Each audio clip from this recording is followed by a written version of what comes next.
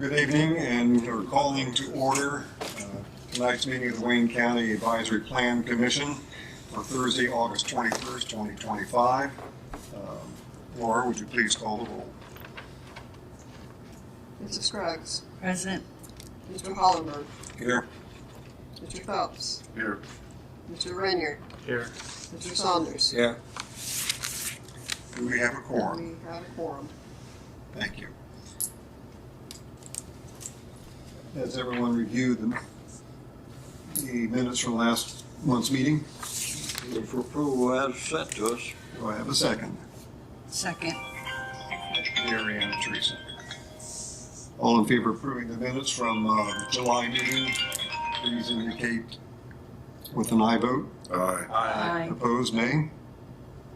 Meeting minutes are approved.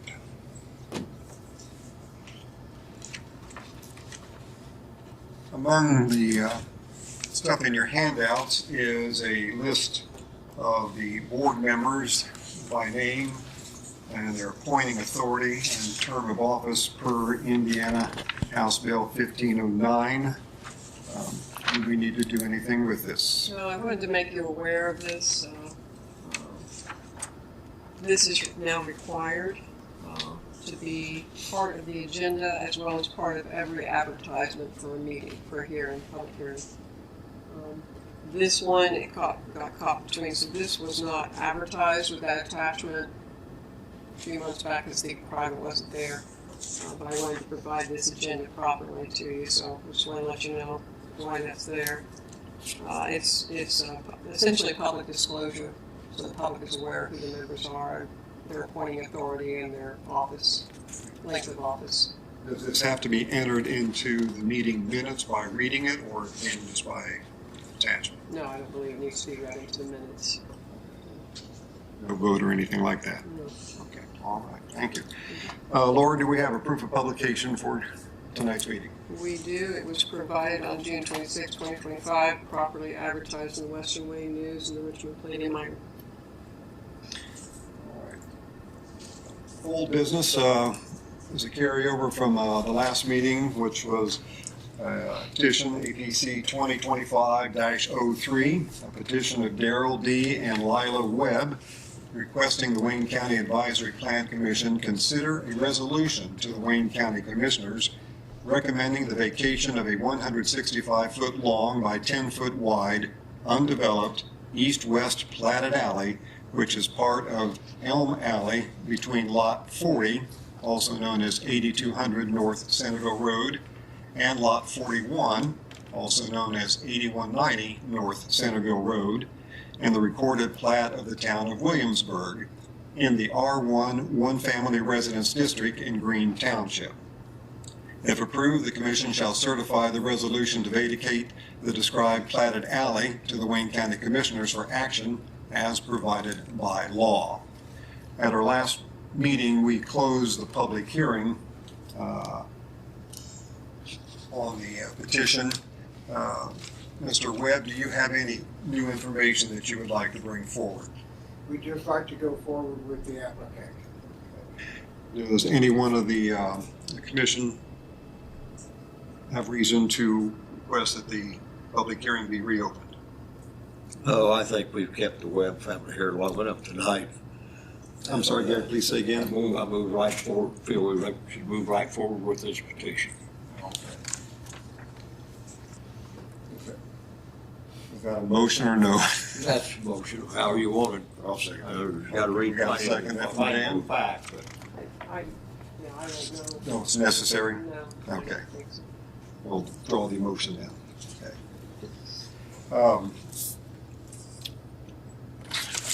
We have a copy of the resolution that I will begin reading for the record. From the Wayne County, Indiana Advisory Plan Commission, resolution concerning vacation of part of Elm Alley, a platted public way in the unincorporated town of Williamsburg, Wayne County, Indiana. Whereas a petition to vacate a part of Elm Alley, a platted public way in the town of Williamsburg, Indiana, was filed by abutting property owners Daryl D. and Lila Webb on May 16, 2025, and the petition is described as the vacation of a 165-foot long by 10-foot wide, undeveloped east-west platted alley, which is part of Elm Alley between Lot 40, also known as 8200 North Centerville Road, and Lot 41, also known as 8190 North Centerville Road, in the recorded plat of the town of Williamsburg in the R1 one-family residence district in Greene Township, Indiana. And an exhibit was provided at the prior meeting.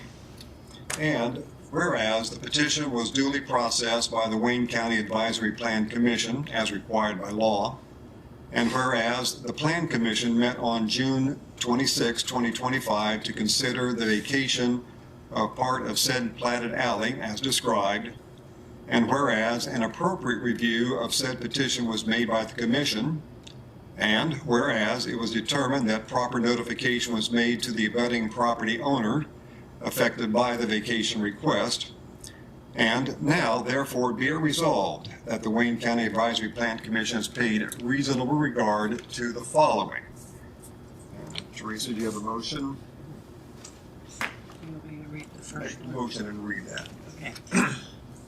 So I move for the vacation of the described platted alley would not hinder the growth or orderly development of the unit or neighborhood in which it is located or to which it is contiguous.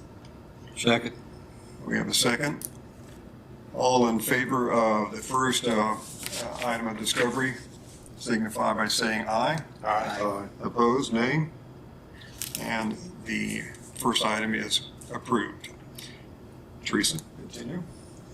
I move that the vacation of the described platted alley would not make access to the lands of the aggravated person by means of public way difficult or inconvenient. Do we have a second? I second. Dan. All in favor of the point of discovery indicate by saying aye. Aye. Opposed? And that is also passed. Okay, I move the vacation of the described platted alley would not hinder the public's access to a church, school, or other public building or place. Second. We have a second. All in favor, say aye. Aye. Opposed, nay. And that is passed. I move that the vacation of the described platted alley would not hinder the use of a public way by the neighborhood in which it is located or to which it is contiguous. Do we have a second? Second. Contiguous. Sharon here. I heard Brynjar repeat second. All in favor of the fourth point of discovery, please say aye. Aye. Opposed? And it is also passed. Be it finally resolved that by a majority vote of the Wayne County Advisory Plan Commission, a recommendation of approval of the vacation of the platted public way as described in the petition is determined with notification of such determination to be made as required by law to the Wayne County Commissioners. Be it finally resolved that a copy of this resolution be certified to the County Commissioners and that said copy shall constitute an official notice. Thank you, Teresa.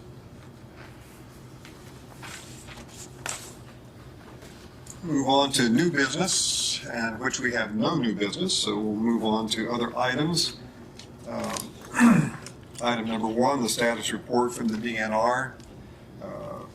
Laura indicates that it's still working on incorporating the FEMA approved accessory and agricultural structure regulations into the proposed Wayne County flood hazard ordinance, after which the APC will have a document to discuss. Excuse me. Do you have a question, sir? She was asking me what happened just a minute. Yeah. Because I only got parts. The petition will go to the commissioners now. It has a favorable recommendation. So that'll be drawn up and signed and should be, I'll provide it to them by next Wednesday.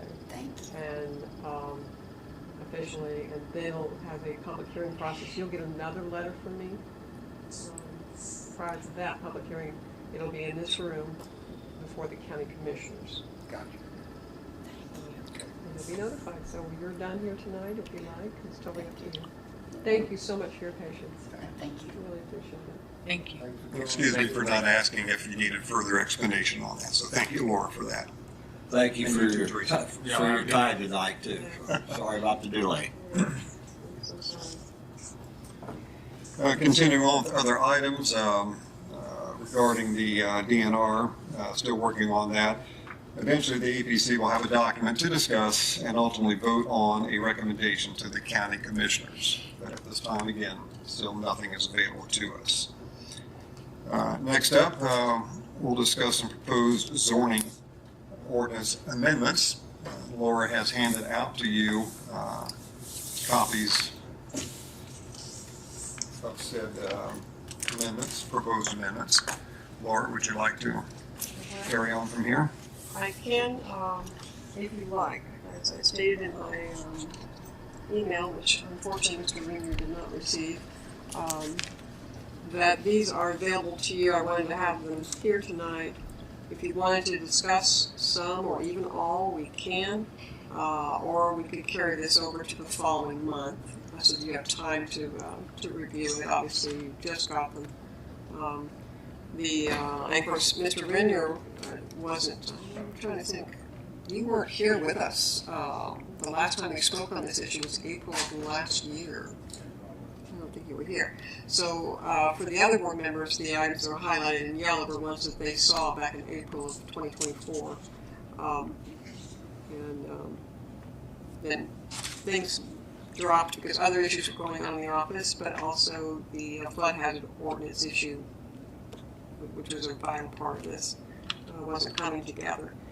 And so it's taken so long, I've decided just to set that whole section aside and bring it back later, because I don't know when that'll be. And I think in the meantime, the zoning ordinance does need to be amended. So these are my recommendations. Does anyone on the commission wish to table this until our next meeting to give us time to review and digest it? I feel like we should table it. I only question, Teresa and I talked about this. If you had a pool house for guests, this possibly should have a little bit of a kitchen facility there, maybe not a complete kitchen. And even if you had a pool house next to your pool and you used it for parties, you'd want a kitchen there too to cook. It'd just be like an outdoor kitchen. I think we should look at that part of it there. If you think about 2025 and you think about what people have on properties, kitchens are part of a pool house or guest house in this day and age. I mean, it's. Well, I was surprised too when I found that this is a common, actually very common definition of a true guest house / pool house, is that they don't have a kitchen facility and they don't have a separate utility meter. The idea is it's essentially a sleeping place, a place to change your clothes for the pool. Okay, but you do we have to have people come to us and get a variance every time they want to put a kitchen into their guest house? I hear you. And if you don't like this, obviously we can strike that. Good. Yeah, I mean, these are just recommendations. I'm just telling you that's the standard. I was surprised too. I mean, there's Common across the country. they're here. They're in Wake County. They're in Richmond. We have pool houses and guest houses with And kitchens. the little kitchens. Yeah. So Well, the understanding that I have is that with a kitchen and clearly typically a bathroom, a bedroom, as soon as you have a kitchen, you have another house on the property. The idea is the guest is coming into the main primary home to have meals, so that there's not a kitchen. That's the thinking of it, so you don't have that use issue of a second dwelling on the property potentially. that's kind of old fashioned. Anyway, Good. but if you don't like that, that's it. Absolutely. As far as the pool house goes, I built a lot of those in my younger days for apartment complexes and things like that. And they always had a grill, I mean, you know, a charcoal or gas grill for charcoal, you know, barbecue. We always had a small refrigerator because you're in a pool, you had keep drinks cold. They did not have a microwave because microwaves, I don't think we had microwaves at that time. Well, I'm Like I pretty said, sure. that was a little old fashioned. Well, you know, the barbecue grill wasn't. And the refrigerator, we had refrigerators. I mean, the guy bought the ice and Yeah. everything cold. But I don't. I mean, I can understand not having a full-fledged kitchen in a guest house, but you know, a microwave and a small refrigerator or an apartment-sized refrigerator, and maybe even a griddle or something, you know, does not constitute a kitchen. Okay. Well, one possibility, if you would be agreeable to, is strike the words "without a kitchen facility," but leave in this "without." Strike a kitchen facility, or and keep "without a separate utility meter," so that it's connected to the home. It's an accessory structure to the home, and I had a question if you had, and I don't know the answer to this question.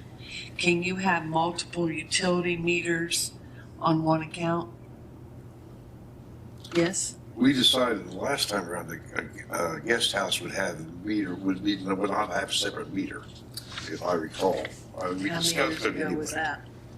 I don't recall, but that's. But you can have separate Yeah, meters. like I know some of the farmers. I mean, when I farmed, I had a meter on my barns and then on my house.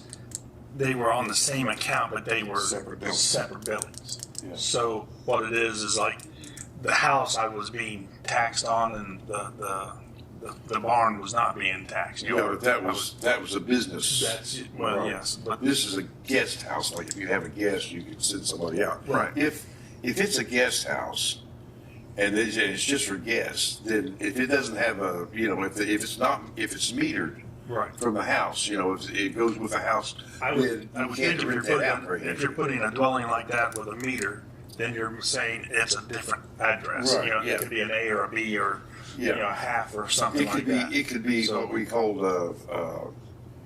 And it could be an Airbnb. Yeah.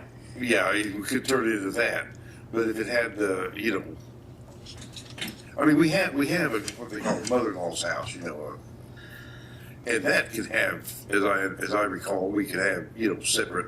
Oh, absolutely. The Okay, accessory it was a dwelling separate unit, dwelling. ADU.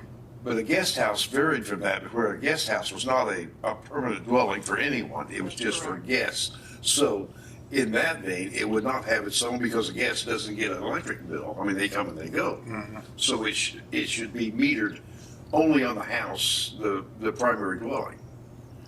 Does it Not- really matter? In a way Yeah, it does because of how it could be used. Yeah, yeah, it restricts it. It makes it a guest house instead of a small it makes it much more a tiny guest home. house. Or It's in a way, it's no different than people would have their line extended to a detached garage. So the detached garage and the home would be on the same meter. You know, it would receive power through that process there. It's an accessory structure. The guest house, pool house is an accessory structure to the primary use of property. It's not an accessory dwelling unit. And you're looking at it where your Which is utility different. companies That's a separate dwelling itself. have some kind of input on that too. 'Cause But if somebody wants all of those things, you know, they want separate meter, separate septic, and all that, well, it's a tiny home, or It you could know, be an accessory mother-in-law's house. dwelling unit, which is different. It's a different level of use. Yes. I'm all for keeping. I mean, I think, you know, if it's going to be just considered a guest house and you know easy to get,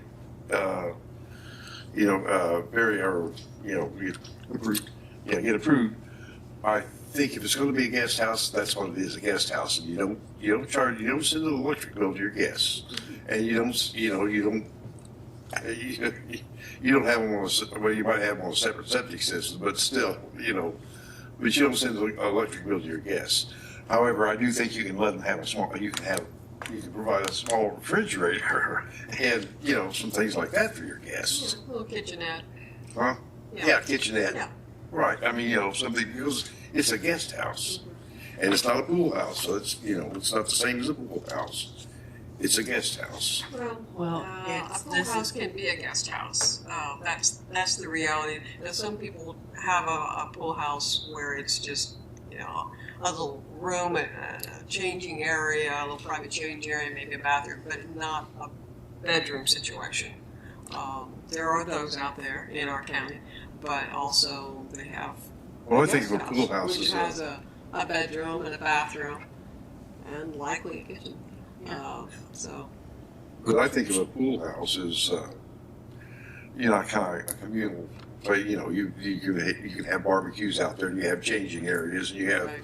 places to put cold drinks, and you got a swimming pool to jump into once in a while. Yeah. And that's the pool house. Doesn't have bedrooms, doesn't have them full.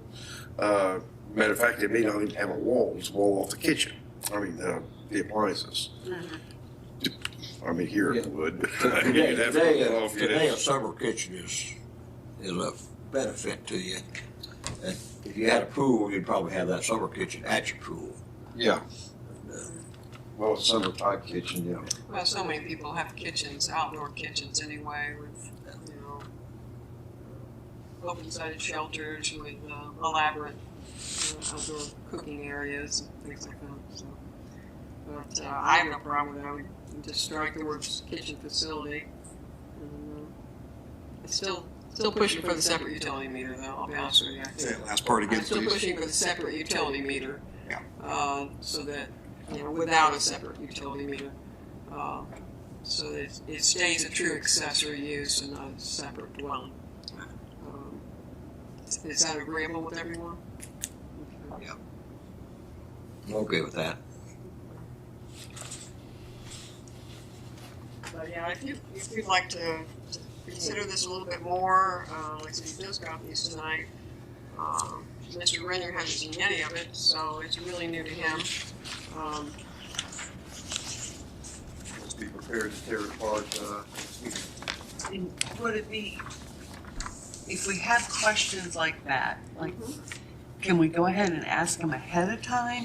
Oh, absolutely. Would that save time, or would that be a I detriment? don't have any problem if you would like to send me an email and say, hey, what about this, or what about that. And I could put fresh proposals into the next go around for the September meeting. Okay. I anticipate we'll be meeting in September.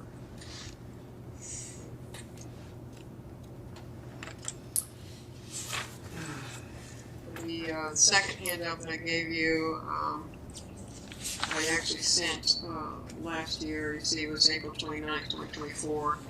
And this was, I wanted to bring it back around because Dan Burke, who's actually the head of the department now for the health department, highly recommended that the Advisory Plan Commission consider increasing the minimum acreage for a dwelling in an R district from 1 acre to 1.5 acres, just as it is in the A1 district. We have quite a bit of, mainly it's R1, I'll be honest with you, R1 district zoning around our small towns, both incorporated and unincorporated towns have a lot of our districts. Some of them are very large properties that potentially could be split up. So I wanted to be prepared in the event any of these towns decide to grow or someone wants to divide off land that's clearly in an R1 district. Currently, they would be allowed to have 1 acre of land. The problem is the 1.5 acre land gives you that much more opportunity to meet septic requirements. We have a number of properties in small towns in R districts that are having issues because they don't have access to a sanitary sewage system. They're having to use septic systems, and the parcels are so small. Many of them are less than 1 acre in size. Now, clearly, all the homes and parcels out there now would all be grandfathered if this were to be changed. So no harm to anyone. with their current parcels with their homes on them. And also any lot of record that exists at the time of this ordinance that is 1 acre or even smaller, a legally platted lot is allowed to have a home. However, they may run into an issue with a septic. We had that happen, I believe, in Williamsburg a number of years ago. A small vacant lot that was maybe 0.25 or 0.35 of an acre, and they were denied having a septic system. The parcel was just simply too small. So it's unfortunate, but it also acts as a safeguard for the citizens to not pursue the development of a property that cannot sustain a septic system, or have enough land that if that system goes into failure, there's enough land left over to put another system in. He really encouraged the Planning Commission to consider this opportunity to have a larger minimum size in the R district. Now, to be fair, we haven't had a lot of splitting going on in these properties, but it could happen. It could happen, and we'd be prepared. Say, okay, you want to split the land in our district, it has to be at least 1.5 acres. And whatever minimum width, that's something to consider too, whether you want to change the width, but there's my explanation. I also, whenever you're ready to, if you'd like to pursue it, I have a lot of copies of R districts, in fact every R district we've got, showing how it extends large properties in the R districts that could potentially be split up. So, Any more discussion on this subject? If not, also in your handouts from Laura's office was the Board of Zoning Appeals hearing officer petitions. Got a summary. It looks like they had 5 in August, and or up to that point in August. Any question or comment on those? If not, I'll entertain a motion to adjourn tonight's meeting. So Move. Second? Second. who moved? Gary and Teresa, both you pick.